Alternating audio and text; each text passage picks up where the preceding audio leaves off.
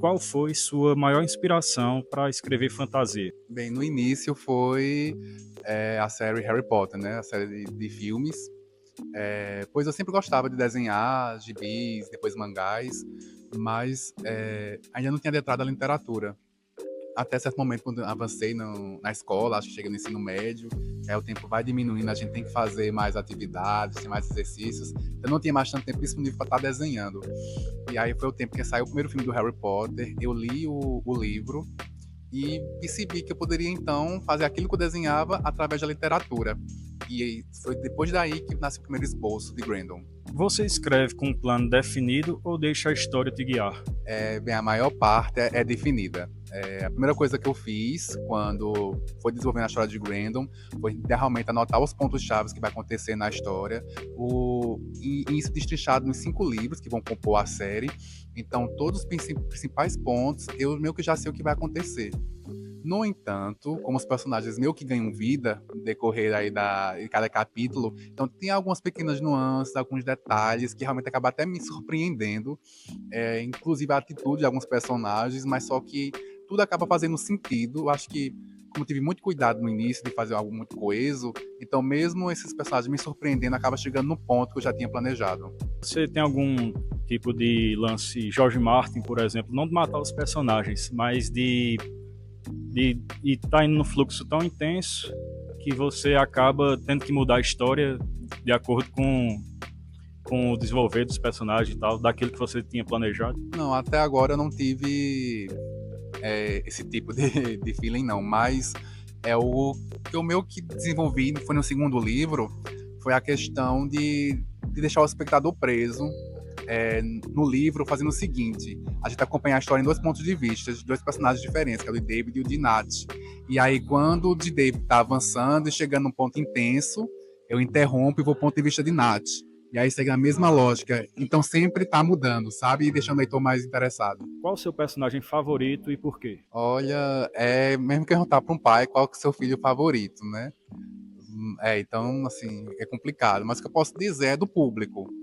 Né, o público até agora prefere, assim, de longe, a Natália, que é uma guerreira muito poderosa. Ela é uma mulher empoderada, que acaba descobrindo as fragilidades dela no amor, mas que vai ser algo que no segundo livro vai ser mais desenvolvido, e através até mesmo do amor ela vai se reconhecer como uma mulher forte. Então acredito que é por causa disso que principalmente as mulheres acabam se identificando com essa personagem. Já os rapazes, né, como é uma garota bonita, uma garota poderosa, também acabam gostando. Você prefere criar mundos ou desenvolver personagens? Olha, dentro da fantasia, os dois são intrinsecamente ligados. Porque se os personagens não forem bem desenvolvidos, aquele mundo, por mais fantástico que seja, não vai lhe convencer. Ao mesmo tempo, o contrário, se o mundo for muito desenvolvido, tiver muitas criaturas fantásticas, sei lá, uma biologia fantástica, algo realmente original ou bem único, e os personagens forem, sei lá, não forem cativantes, também não vai prender o leitor. Então tem que ter um equilíbrio aí entre os dois. Quanto tempo levou para escrever o seu primeiro livro? O primeiro livro, ele foi engraçado, porque no início começou bem arrastado. E depois, acho que nos últimos 5 capítulos, eu escrevi assim, acho que não pegado uns 2 dias. Mas acho que, pelo que eu me lembro, foi algo em torno de 1 ano e 8 meses, só a escrita dele em si. Depois vieram a revisão, anos depois, porque eu lancei primeiro em 2013, se não me engano, de maneira totalmente independente. Após assinar com a editora em 2023, eu retomei a história, já amadurecido como pessoa, como autor, e aí a edição ganhou muito mais força e tem conquistado leitores ainda bem. Então, só acho que somando tudo, dá mais de 2 anos e meio, porque a revisão também é um processo muito complexo e necessário, tanto do ponto de vista narrativo, quanto do ponto de vista de errinhos de português, aquelas coisinhas que sempre acaba passando. Qual é o maior desafio para ser um autor independente? O desafio, acredito que o primeiro é o financeiro.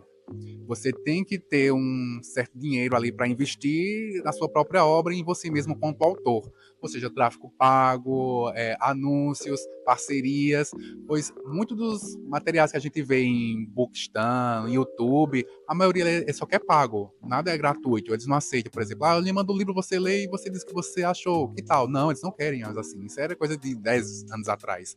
Parece que é tudo pago, então você tem que ter dinheiro para investir, fora que se você for como eu, né, também quiser a mídia física, então tem que ter dinheiro também para investir na impressão.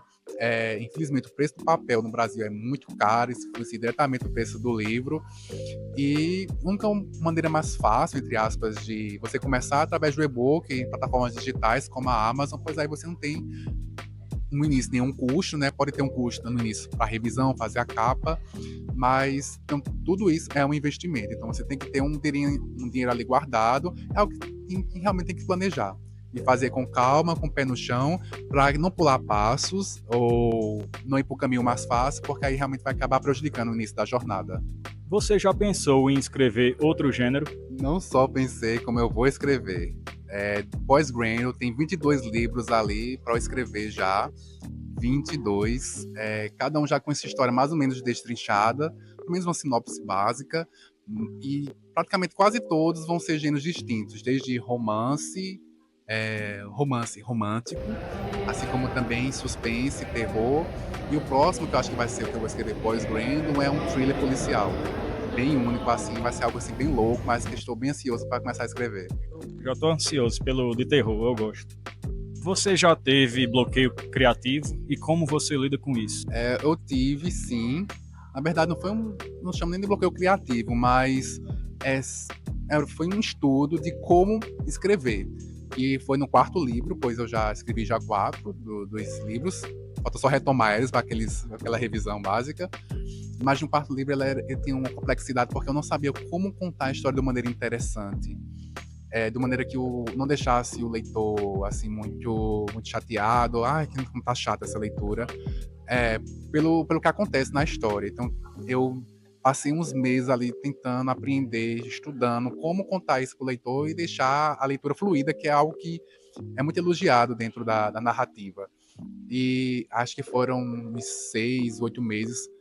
Mas assim, eu não fiquei naquele desespero, tenho que escrever. Eu acho que é importante a gente, como artista, se levar, sentir, se deixar a emoção, sabe? Porque se a gente não transpor nossa emoção para as páginas, então é mesmo que um IA tá escrevendo.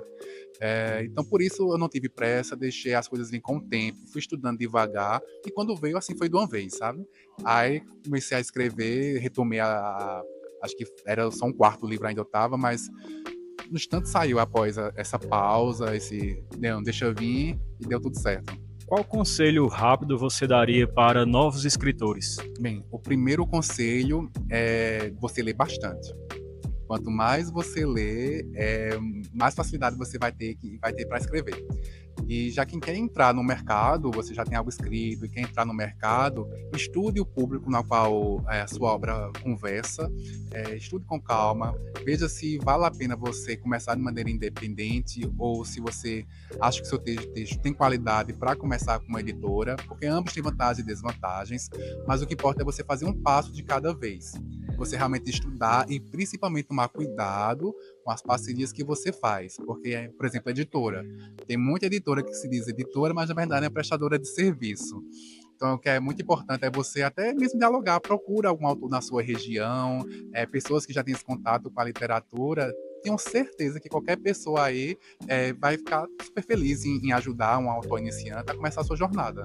Augusto Terto, com pentalogia de fantasia infanto-juvenil, por opinião própria, já que eu tô lendo, uma maravilha, viu?